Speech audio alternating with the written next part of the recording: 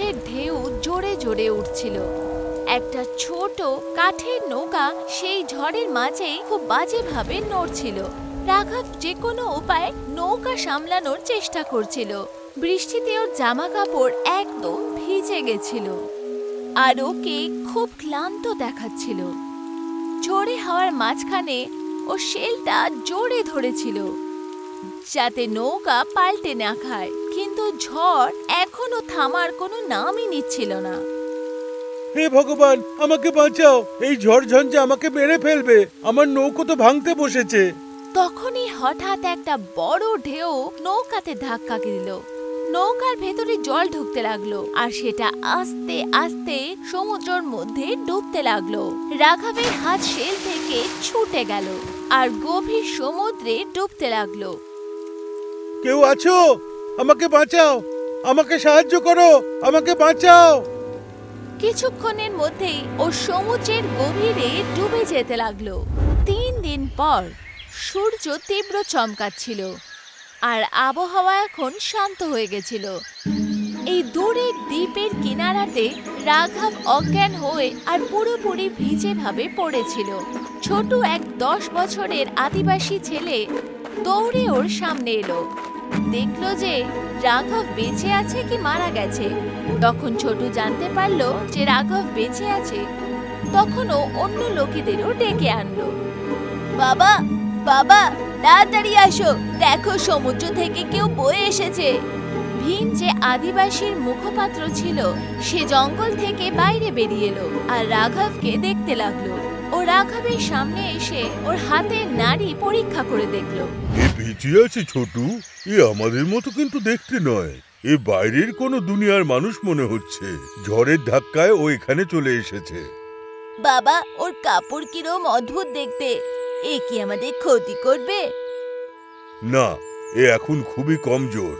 আমরা হলাম আদিবাসী, আমরা কাউকে এইভাবে ছেড়ে যেতে পারি না। একে আমাদের গ্রামে নিয়ে যাই।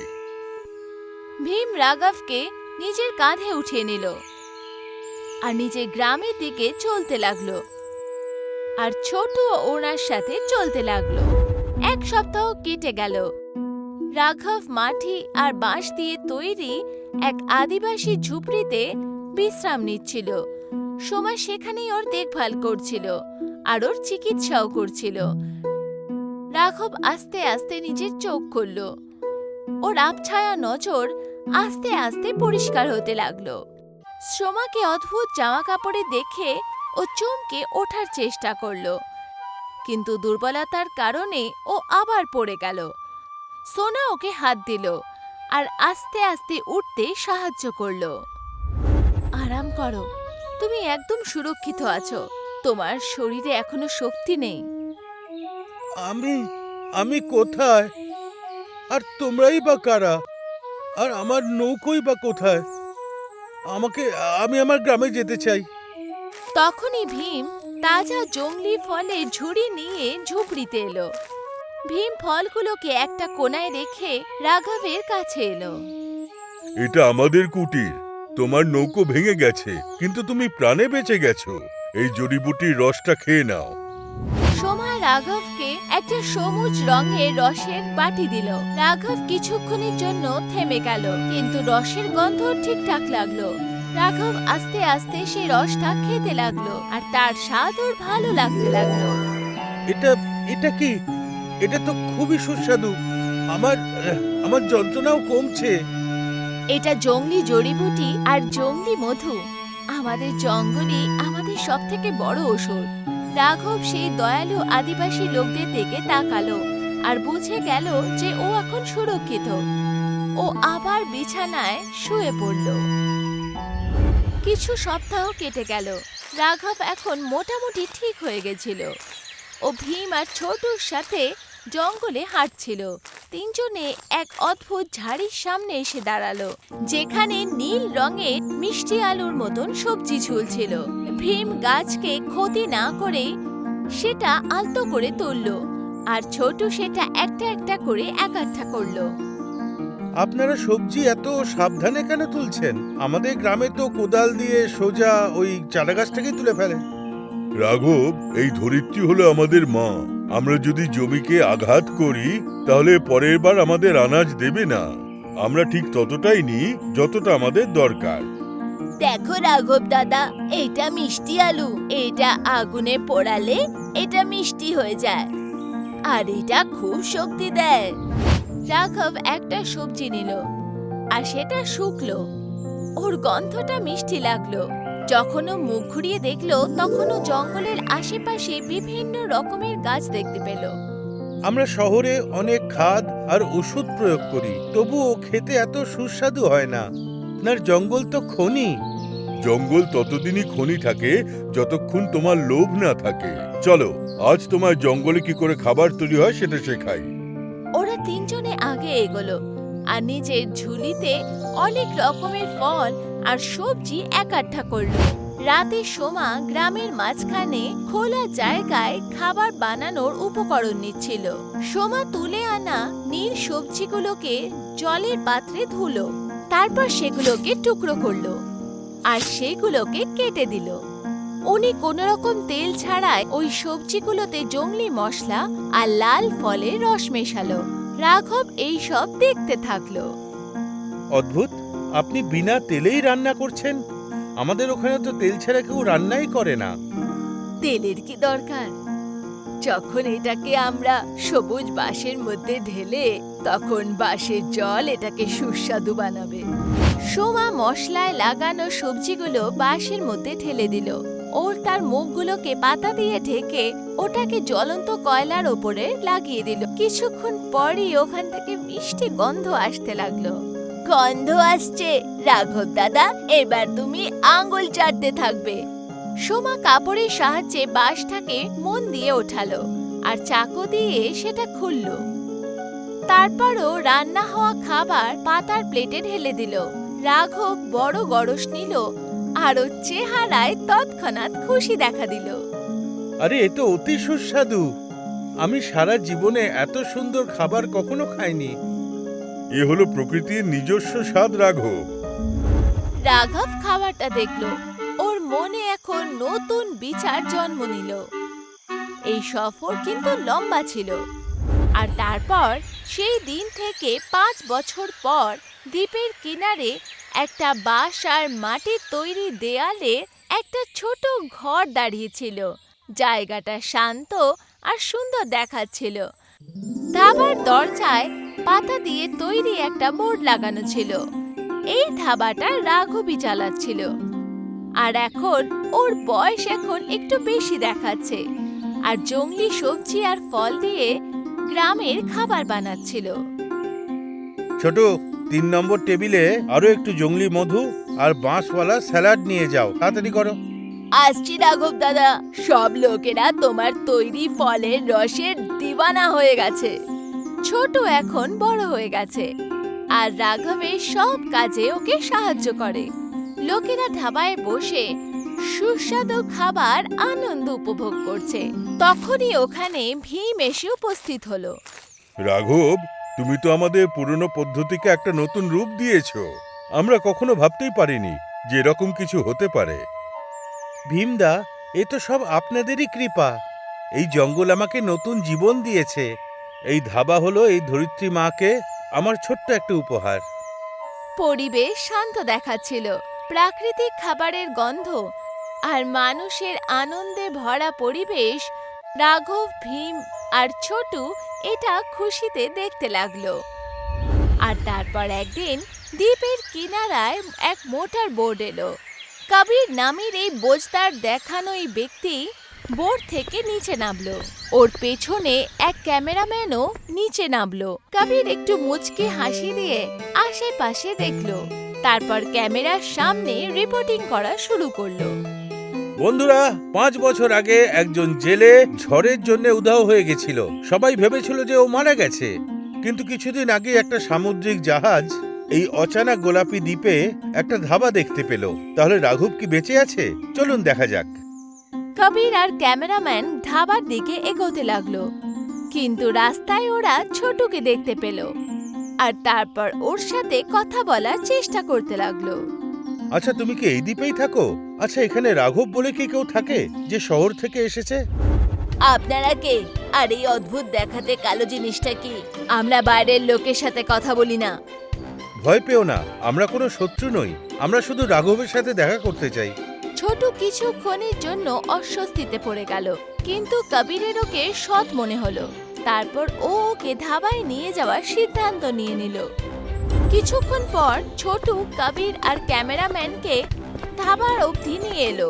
কবির রাঘবকে জীবন্ত দেখে অবাক হয়ে গেল। আপনি সত্যি রাঘব?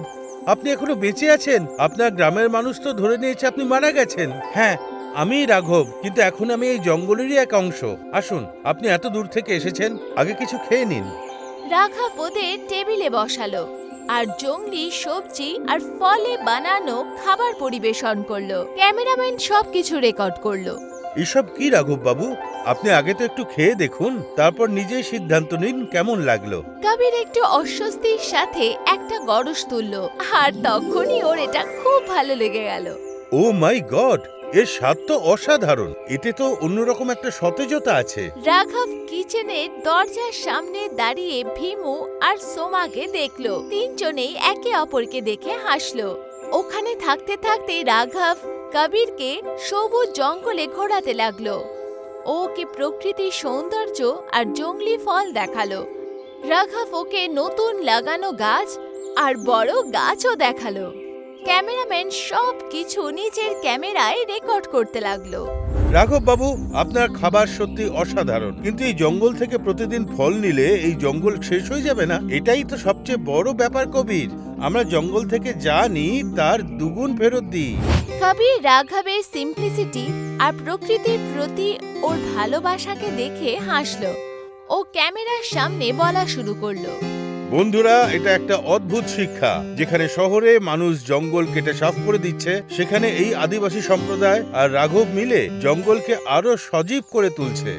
ক্যামেরাম্যান জঙ্গলের পুরো চক্কর কাটালো আর আলাদা রকমের সবজি আর ফলকে রেকর্ড করতে লাগলো। আর কিছুদিন ওখানে থাকার পর কবির আদিবাসী ধাবার সামনে দাঁড়িয়েছিল। তো বন্ধু, আদিবাসী ধাবার এটাই হলো গল্প। এটা শুধু একটা ধাবার গল্প নয়, বরং এটা একটা শিক্ষা যে আমরা কিভাবে প্রকৃতির ক্ষতি না করে একটা নতুন জীবন যাপন করতে পারি। রাঘব আর শহরে ফিরে যাবে না, কারণ ও ওর আসল পরিবার আর শান্তি এখানেই পেয়ে গেছে। কবির রাঘবের দিকে তাকালো। আপনাকে অনেক অনেক ধন্যবাদ রাঘব বাবু, আমাদের এই রাস্তা দেখানোর জন্য। আপনাকেও ধন্যবাদ। শুধু পৃথিবীতে প্রচার করবেন জঙ্গলকে যেন বাঁচিয়ে রাখে, তাহলে জঙ্গল কখনো আমাদের খালি পেটে রাখবে না। কবির সহমতির সাথে মাথা নাড়ালো। এরপর ক্যামেরাম্যান রেকর্ডিং বন্ধ করে দিল আর কবির আর ক্যামেরাম্যান নিজের বোটে বসে দ্বীপ থেকে চলে গেল। রাঘব আদিবাসী সমুদায়ের সাথে ওখানেই ওই দ্বীপে থেকে গেল আর নিজের মাটি দিয়ে তৈরি আদিবাসী ধাবা চালাতে লাগলো। গল্প এখানেই শেষ হলো। গ্রামের বাজারে দিনের শুরু হলো। রওশন নিজের লিট্টি চকার দোকানে বসেছিল। ওকে আজকে খুব চিন্তিত দেখাচ্ছিল আর ওর দোকানের কয়লায় ভরা চুলা ঠান্ডা দেখাচ্ছিল। লোকেরা সেখান থেকে যাচ্ছিল, কিন্তু ওদের যখন নজর ঠান্ডা কয়লার দিকে যাচ্ছিল তখন ওরা সেটা ইগনোর করে আগে এগিয়ে যাচ্ছিল। হে ভগবান, আজকে তৃতীয় দিন। কয়লার দাম এত বেড়ে গেছে যে কিছু করতেই পারছি না আমরা। আগুন ছাড়া লিট্টি কিভাবে বানাবো? আজকেও যদি রোজগার না হয় তাহলে চুলা কি করে জ্বলবে? তখনই সেখান থেকে যাওয়া চেনা পরিচিত লোক ওর দোকানের কাছে এলো। আরে রোশন ভাই, আজকে কি লিট্টি হয়নি নাকি? আমাদের তো খুব আশা ছিল এটার।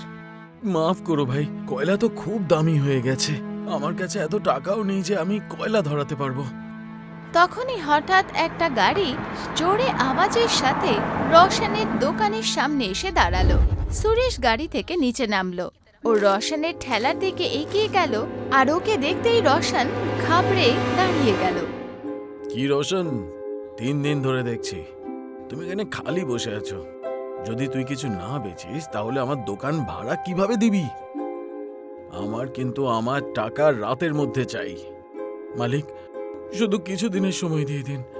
কয়লা খুব দামি হওয়ার কারণে ধান্দা বন্ধ হয়ে যাচ্ছে। যেই মাত্র ব্যবস্থা হবে আমি সব টাকা চুকিয়ে দেব। আমি তোর বকবক শুনতে চাই না। যদি কাল সন্ধ্যার মধ্যে টাকা না পাই তাহলে নিজের এই ব্যবসা এখান থেকে উঠিয়ে নিবি। আমি এখানে একটা বড় মিষ্টির দোকান খোলাবো, মনে রাখবি। সুরেশ ওকে ভয় দেখালো আর ধমকালো আর সেখান থেকে চলে গেল।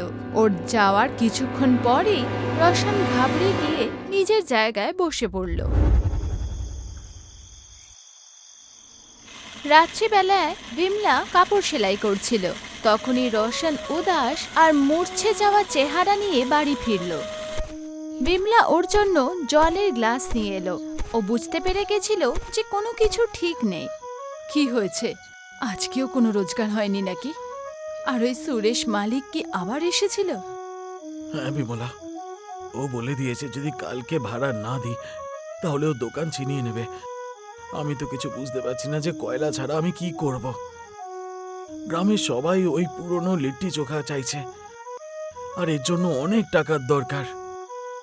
নিরাশ হয়েও না তুমি, কোনো না কোনো রাস্তা ঠিক বেরোবে। যখন একটা দরজা বন্ধ হয় তখন ভগবান আরেকটা দরজা নিশ্চয়ই খোলে। আমাদের অন্য কিছু ভাবতে হবে। রোশনের চেহারায় হালকা আশার হাসি ফুটল। যেই দুজনে খাবার খেতে বসতেই যাচ্ছিল তখনই দরজায় কেউ টোকা মারল। রোশন তাড়াতাড়ি উঠল আর দরজা খুলল। সামনে একজন লম্বা লোক বিনোদ দাঁড়িয়েছিল। নমস্কার ভাই, আমি অনেক দূর থেকে এসেছি। আমি কি এখানে একটু জল বা খাবার জন্য কিছু পেতে পারি? এর বদলে আমি আপনাকে টাকা দিতে পারি। রোশন কোনো রকম দেরি না করেই বলল, টাকার কথা বলবেন না বাবু, আপনি আমার অতিথি। কিন্তু সত্যি বলতে আজকে আমাদের ঘরে একটু শুধুমাত্র ডাল আর সবজিই বেঁচে আছে। আগুন জ্বালানোর জন্য কয়লাও নেই। কয়লা নেই? কোনো ব্যাপার না, আপনার কাছে কি একটু জল আছে? রোশন আর বিমলা একটু অবাক হলো। তারপরও তারা বিনোদকে ঘরের ভেতরে ডাকলো। ভেতরে আসতেই বিনোদ দেখলো যে ঘরে বিউলির ডাল, চাল আর একটু সবজি রাখা ছিল। আর নিজের ব্যাগ খুললো আর সেখান থেকে একটা বাসন বার করলো। রোশন আর বিমলা ওটা দেখে বুঝতে পারলো না যে আসলে চলছেটা কি। আমি দক্ষিণ ভারতে দেখেছি যে লোকেরা সরাসরি আগুনে রান্না করে না, বরঞ্চ ভাপে খাবার বানায়। এটাকেই ইডলি বলে। ওটা একটু নরম আর স্বাস্থ্যকর হয়। ভাবে, কিন্তু আমাদের এখানে তো সবার চোখাই পছন্দ। ওই ঝাল আর চটপটা স্বাদ ওরা ইডলিতে কি করে পাবে? সেটাই তো জাদু। আমরা বিহারের স্বাদটা দক্ষিণের সাথে মেলাবো। আমরা বানাবো ইডলি চোখা। এতে পরিশ্রম কম লাগবে, আগুনের প্রয়োজনও কম হবে, আর স্বাদটাও দারুণ হবে। রোশনের চোখে আবার আশার আলো ফুটে উঠল। কিছুক্ষণ পর তিনজনে মিলে তৈরি করতে লাগলো। বিনোদ আর রোশন হাতের চাক্কিতে ভেজা ডাল আর চাল পিষতে লাগলো। ওদিকে বিমলা হালকা আঁচে চোখার জন্য সবজি ফোটাতে লাগলো। কিছুক্ষণ পর বিনোদ আর রোশন পেস্টের কাজ পূরণ করে দিল। এবার এই ঘোলটাকে একটু ফুলতে দিন, ততক্ষণ আমরা চোখাটা বানিয়ে নিই। তিনজনে মিলে সেদ্ধ বেগুন আর আলু উঠিয়ে নিল আর তার ছাল ছাড়াতে লাগলো। এরপর বিমলা আলু আর বেগুনকে সবুজ লঙ্কা, টমেটো, পেঁয়াজ আর ধনেপাতার সাথে মাখতে শুরু করলো। এতে একটু সর্ষের তেল দিয়ে দিই, এতে আসল বিহারি টেস্ট আসবে।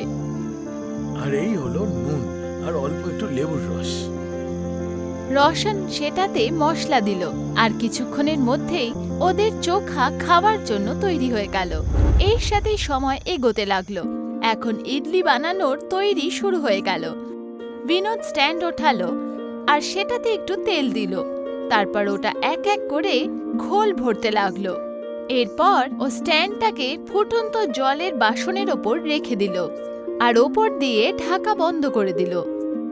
এবার শুধু 10 মিনিট অপেক্ষা করতে হবে, ভাপ নিজের কাজ করবে।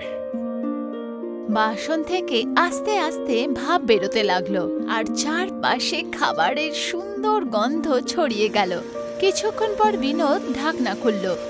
ভেতরে ছোট ছোট সাদা আর নরম ইডলি তৈরি হয়ে গেছিল। রোশন সেগুলোকে সাবধানের সাথে বাইরে বার করলো। কিছুক্ষণের মধ্যেই তিনজনে একসাথে বসে ইডলি খেতে লাগলো। বিমলা সবাইকে দুটো দুটো ইডলি পরিবেশন করলো আর তার সাথে একটু মশলাদার চোখাও দিল। এই নিন রোশন ভাই, আপনার ইডলি চোখা রেডি হয়ে গেছে। এবার এটা একটু চেখে দেখুন। রোশন ইডলির একটা ছোট টুকরো ভাঙলো, ওটা চোখায় ডোবালো আর খেয়ে নিল।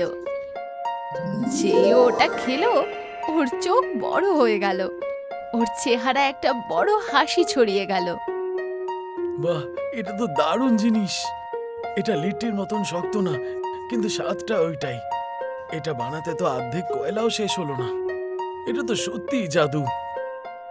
সত্যি এটা তো খুবই সুস্বাদু, গ্রামের লোকেরা এটা নিশ্চয়ই পছন্দ করবে। তিনজনের নিজেদের বানানো খাবারের স্বাদ খুব পছন্দ হলো। এই খুশির সাথেই রাত কেটে গেল। পরের দিন রোশন নতুন ঊর্জার সাথে নিজের দোকানে পৌঁছালো, বাসন কাউন্টারে রাখলো আর নিজের নতুন বানানো ইডলির চোখা তৈরি করা শুরু করলো। আস্তে আস্তে ওখানে লোকের ভিড় জমতে লাগলো। এই বাজারে লোকেরা কখনো ভাবে এরকম খাবার খায়নি। আসুন ভাইরা, খান ইডলি চোখা। স্বাস্থ্য আর স্বাদও, কম তেল আর কম আগুনে বানানো দারুণ নাস্তা। একজন লোক সেটা স্বাদ নিল আর খুশি হয়ে বলল, আরে এটা তো খুবই নরম খেতে, দাঁতেরকে কষ্টই দিতে হচ্ছে না। আমার তো দারুণ লাগছে সত্যি বলতে। আরো একটা প্লেট লাগিয়ে দাও তো আমার জন্য। দেখতে দেখতে আরো লোকেরা ইডলি চোখা কিনতে লাগলো। এখন রোশনের দোকানে খুব ভিড় হতো।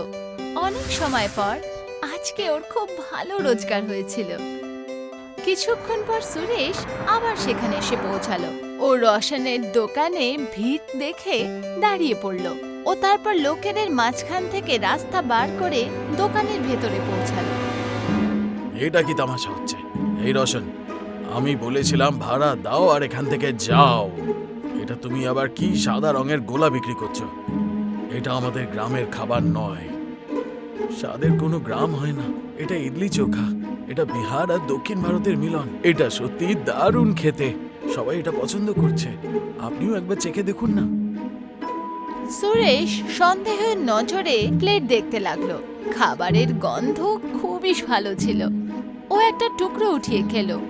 ওর খাবারটা পেটে হালকা মনে হলো আর ওর স্বাদও তৎক্ষণাৎ পছন্দ হলো।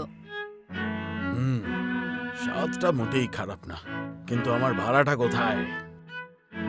রোশন নিজের ড্রয়ার থেকে টাকার একটা বান্ডিল বার করলো আর সুরেশকে দিয়ে দিল। এই নিন মালিক, আপনার পুরো ভাড়া, আর ওপরে একটু বেশি টাকাই আছে। এবার আমি এখানে থাকতে পারি তো? সুরেশ টাকা নিয়ে নিল। ও একবার ভিড়ের দিকে তাকালো আর তারপর রোশনের দিকে। ও বুঝে গেছিল যে এত পছন্দ করা খাবারের সামনে এখন আর ওরা চলবে না। ঠিক আছে ঠিক আছে, দোকান লাগাও, আর কালকে আমার বাড়িতেও 2 প্লেট পাঠিয়ে দেবে। সুরেশ সেখান থেকে চলে গেল আর পুরো ভিড় খুশির সাথে রোশনের জন্য হাততালি দিতে লাগলো। সন্ধে হতে হতে পুরো দিন শেষ হয়ে গেল। ওর সব জিনিস বিক্রি হয়ে গেছিল আর নতুন খাবারের কারণে আজ ওর দিনটা খুবই ভালো গেল। এর মাঝেই বিমলা আর বিনোদও দোকানে এসে পৌঁছালো। আপনি আজকে আমার জীবন বাঁচিয়ে নিয়েছেন। আপনি আমাকে যা শিখিয়েছেন সেটা একটা খাবার ছিল না, বরঞ্চ আমার জন্য নতুন আশা ছিল। আমি কিছু করিনি রোশন, তুমি পরিশ্রম করেছো আর তার ফলটা পেয়েছো আর এই সমস্ত আপন করে নিয়েছো। আর মনে রেখো, যখন আমরা পুরনো পরম্পরা নতুনের সাথে জুড়ে দিই তখন জাদু আপনি আপ হয়ে যায়। এখন আমাদের গ্রাম এই জাদুই স্বাদের জন্য প্রসিদ্ধ হয়ে গেল। তিনজনে ওর কথায় খুশিতে মেনে গেল। কিছুক্ষণ পর বিনোদ সেখান থেকে চলে গেল, কিন্তু ওর বানানো এই খাবার সব সময়ের জন্য মানুষের হৃদয়ে বসে গেল।